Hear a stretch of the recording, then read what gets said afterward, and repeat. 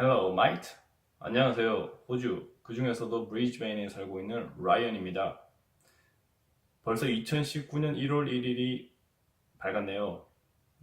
2019년 여러분 모두 새해 복 많이 받으시고 원하는 일 꼭 성취하시길 바랍니다. 특히 그 중에서도 호주에 오시려는 분, 그 꿈 제가 조금이라도 도와드리고 싶습니다. 오늘은 저번 시간에 말씀드린 190 비자에 대해서 말씀드리려고 합니다. 그런데 2019년부터 190 비자가 약간 변경이 되었습니다. 그래서 사실상 190 비자로 호주에 오실 수 있는 방법은 사라졌다고 보시면 됩니다. 하지만 걱정하지 마세요. 오늘은 다른 두 가지 비자에 대해서 말씀드리겠습니다. 첫 번째 비자.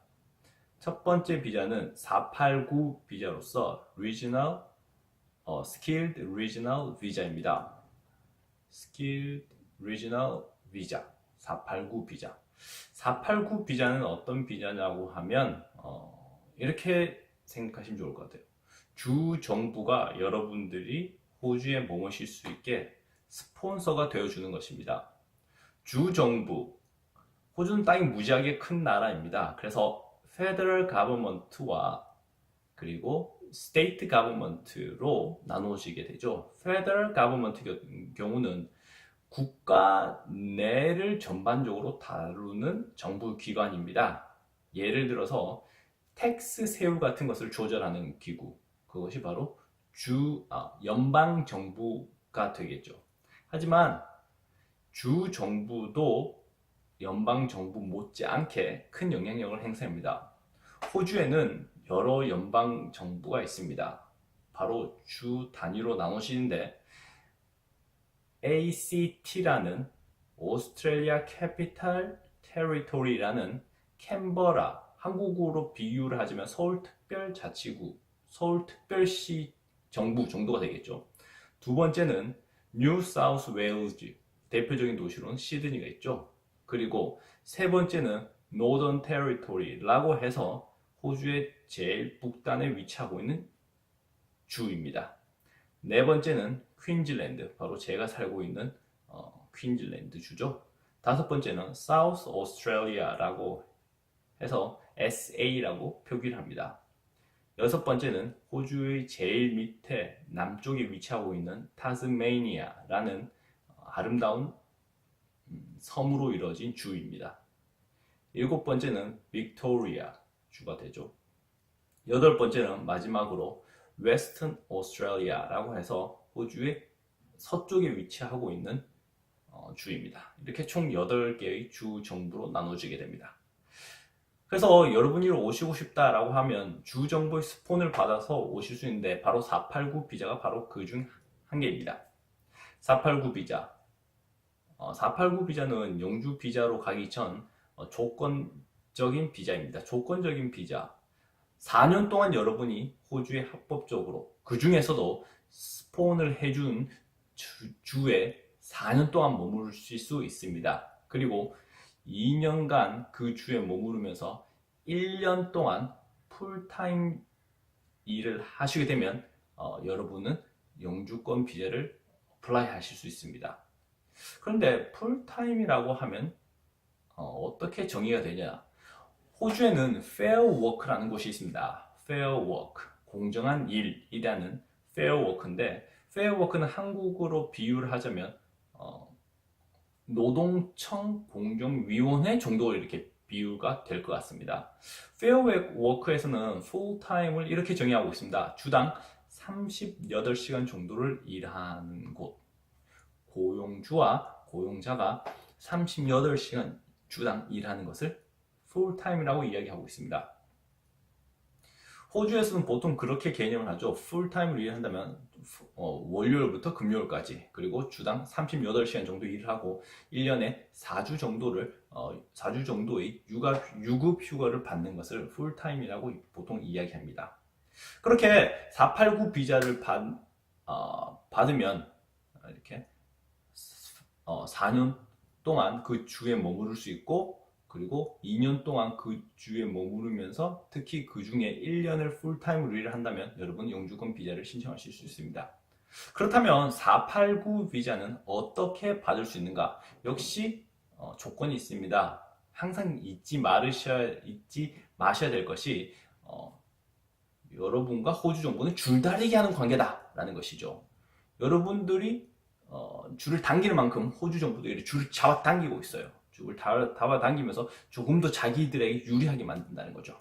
그 중에 몇 가지 조건인데 첫 번째, 나이가 역시 있습니다. 나이. 저번에도 말씀드렸듯이 호주 정부는 여러분들로부터 돈을 뺏어내려고 해요. 뭘로? 텍스로요. 텍스로, 세금으로 돈을 뺏어내려고 하기 때문에 여러분이 일을 많이 하실수록 호주 정부를 좋아합니다. 그러니까 그러려면 나이가 낮아야 됩니다. 역시 나이 기준 45세입니다. 45세 이상 낮고 영어 점수를 가지고 계셔야 됩니다. 영어 점수를 가지고 계셔야 되고 어느 정도 그 직업군, 저번에도 말씀드린 호주 부족 직업군에 이렇게 리스트 되어 있는 직업을 가지고 계셔야 됩니다. 그리고 나면 65점 이상을 만드시고 65점 이상이 되시면 489 비자를 신청하실 수 있게 되는 거죠.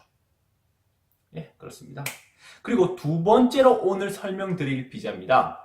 두 번째로 설명드릴 비자, 바로 RSMS라고 합니다. Regional Sponsor Migration Scheme. 비자 넘버로는 187 비자이죠. 187 비자. 아까 전에 말씀드린 489 비자는 주 정부가 여러분을 스폰해 주는 겁니다. 하지만 RSMS 같은 경우는 주 정부가 아닌 고용주가 여러분을 스폰해 주게 되는 겁니다. 고용주. 예를 들어 보겠습니다. 제가 셰프입니다. 요리를 잘해요. 그리고 호주의 영주권을 찾으려고 호주의 영주권을 이렇게 따려고 호주에 왔습니다. 근데 막상 쉽지가 않다는 거죠. 그래서 외곽 지역으로 나갑니다. 외곽 지역. 보통 호주는 인구가 동부 해안선을 따라서 많이 몰려 있습니다. 브리즈베인, 골드코스트, 시드니, 그리고 멜버른 같은 대표적인 도시가 호주의 동부선을 따라 있죠. 호주 정부는 이 인구를 막 퍼뜨리고 싶어요. 왜냐하면 너무 과밀도가 되면 한 지역에 너무 과밀도가 되면 문제가 생기지 않습니까? 그래서 퍼뜨리려고 해요. 한국도 마찬가지죠. 수도권에 있는 인구를 퍼뜨리려고 하듯이 호주도 마찬가지입니다. 그래서 인구가 적은 지역, regional area로 하는데 regional area. 좀 인구가 적은 지역, 그리고 사람들이 별로 살지 않는 지역에 이렇게 일을 하게 되면 영주권을 주겠다라는 거예요. 특히나 그 인구가 적은 regional area에 있는 비즈니스를 적극적으로 후원합니다. 그래서 제가 셰프인데 일을 찾다 보니 저기 대표적인 regional area, 저기 다윈이라는 곳이 있어요. 아까 전에 말씀드린 호주의 한 개의 주인 노던 테리토리가 있습니다. 저기 위에요. 호주의 제일 끝에 위치하고 있는 노던 테리토리라는 주에 그 중에 한 곳 다윈이 있어요.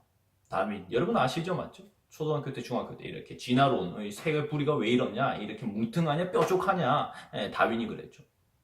변했다 같은 의미지만 환경에 따라서 변했다라는 것을 발견한 곳이 어디라고? 다윈입니다. 네, 다윈. 그 다윈이 대표적인 저밀도 지역인데 제가 고용자를 찾았어요. 고용주를. 다윈에서 일하는 레스토랑을 운영하고 있는 고용주를 찾았어요. 그래서 제가 갑니다.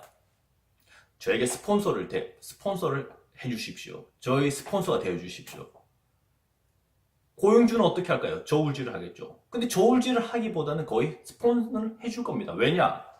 다윈 같은 곳에서는 인구가 적다 보니 그렇게 셰프를 구할 수가 없어요. 쉽게 구할 수 없다는 거죠. 브리즈베인, 멜버른, 시드니 사람들이 많기 때문에 그만큼 셰프도 많아요. 하지만 다윈 같은 곳에서는 셰프가 부족하거든요. 그러니까 고용주는 이제 역시 딜을 하는 거죠. 그래, 내가 너를 고용해주겠다. 내가 너의 스폰서가 되어주겠다. 내가 너에게 영주권을 줄 수 있는 희망이 되어주겠다라고 하는 거죠. 하지만 조건이 있습니다. 일을 해야 돼요. 몇 년? 여기 제가 조사한 바에 따르면 2년 이상 일을 해야 돼요. 2년 이상. 그러니까 2년 미니멈으로 채워줘야 된다는 거죠. 그러니까 고용주는 2년 동안 이렇게 사람을 고용해야 되는 스트레스로부터 해방이 되는 거죠. 맞죠? 2년 동안 이 인간은, 이 사람은 나는 말이죠. 나는. 당신을 위해서 일할 거다. 이라는 거니까요. 그래서 2년 동안, 그분은 저의 스폰서가 되어준다라는 사인은 컨트랙을 맺게 되고, 그리고 저는 그것을 첨부해서 호주에 영주권을 신청하게 됩니다. 그게 바로 뭐다? RSMS라는 거죠. 근데 여기서 중요한 것은 고용주의 그 비즈니스 정도예요. 여기서는 스폰서가 고용주기 때문에 어느 정도 탄탄한 비즈니스여야 된다는 거죠. 탄탄한 비즈니스여야만이 그 외곽 지역의 경제에 보탬이 되고, 그리고 호주 정부가 저에게 영주권을 주어도 손해를 본다는 느낌이 안 든다는 거죠. 그래서 제가 그 고용주를 위해서 일을 하지만 그 고용주는 결국은 그 사회에, 그 regional area, 그 외곽 지역의 경제 발전을 주기 때문에 저 하나 영주권 줘도 괜찮다는 거죠. 그래서 저는 영주권을 바로 받게 됩니다. 여기서 큰 차이가 있습니다. 아까 489 비자는 제가 말씀드렸듯이 4년간 임시비자라 했죠, 맞죠? 4년간 주어지는 임시비자라 했습니다. 하지만 RSMS는 승인되자마자 바로 영주권이 되는 것입니다. 그래서 영주권 비자라고 얘기할 수 있는 거죠. 이것이 약간 차이점입니다. 그리고 지금 말씀드린 RSMS는 고용주의 능력, 그리고 사업의 규모, 그리고 사업의 튼실함이 중요하기 때문에 고용주를 아주 면밀하게 들여다봅니다. 그래서 이 1년간 턴오버, 총 수익이 얼마냐, 그리고 지출을 뺀 나머지 순수 수익이 얼마냐 등 고용주를 꼬치꼬치 캐물어요. 그래서 고용주가 정말 저를 스폰서를 해주겠다라는 의지가 없으면 좀 힘든 경우가 되는 거죠. 그리고 이렇게 제가 이제 일을 하기 시작했어요. 영주권 비자를 받고 제가 이제 일을 하기 시작했죠. 일을 하기 시작하다가 만약에 사업이 안 좋아졌어요. 그리고 고용주의 사업이 문을 닫게 됐어요. 그럼 어떻게 되냐? 저는 어떻게 되는 걸까요? 영주권 비자가 취소될까요? 그렇지 않습니다. 고용주의 실수로 만약에 사업이 문을 닫게 된다면 저의 영주권은 계속 유지되고 저는 이제 프리가 되는 거죠. 아까 제가 말씀드렸죠. 2년간 최소 미니멈으로 컨트랙으로 일을 해야 됩니다. 하지만 저희 실수가 아니죠. 고용주의 실수 아니면 사업의 이렇게 비즈니스가 악화되면서 사업의 문을 닫게 된다면 저는 프리가 되는 것이죠. 하지만 제가 싫다고 만약에 2년도 되기 전에 제가 싫다고 나와버리면 저는 문제가 생깁니다. 그러면 고용주가 특히나 화를 내게 되고, 고용주가 만약에 이미그레이션 디파트먼트에 이렇게 클레임을 제기하게 된다면 저희 영주 비자는 취소가 될 수 있습니다. 어떻게 이해가 잘 되셨나요? 네, 오늘은 여기 489 비자와 그리고 RSMS 비자에 대해서 알아보았습니다. 혹시나 모르거나 궁금하신 사항이 있으면 이 밑에 댓글을 달아주세요. 도움이 되셨다면 구독 그리고 좋아요를 클릭해주세요. 제가 다음 편을 준비하는 큰 힘이 됩니다.